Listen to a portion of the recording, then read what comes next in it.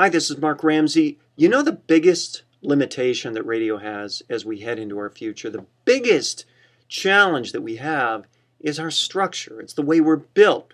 We are built as an industry for our past, not for our future. Let me give you an illustration of why that is. And let me draw from the departments called programming, sales, and digital. In the old days, it was not uncommon to see on one side of a table the program director and on the other side the salesperson. Now, the salesperson wants the program director to run these horribly interruptive spots because the salesperson's out to do right by their clients.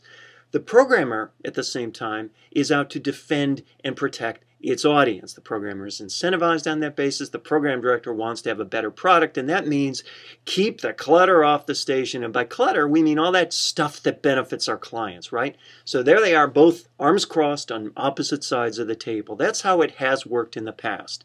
Digital has introduced this new arena, which works according to some different metrics. And what's happening now, right under our feet, is that the distinction between digital and programming is vanishing, and it's being replaced by this notion of content. And there are very few radio stations which are built around the idea of content instead of programming and instead of digital. Those are viewed as two separate departments rather than as one unified whole. They are one unified whole. We got to get used to that, and we've got to have people managing it on that basis.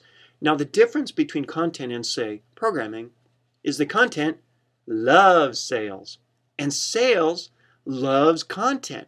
The reason is that content only succeeds when you can sell it, and you can only sell it when people are interested in it because of those weird things called metrics, accountability metrics. Something is popular if people are actually interested in it, and something can be sold only when it's popular.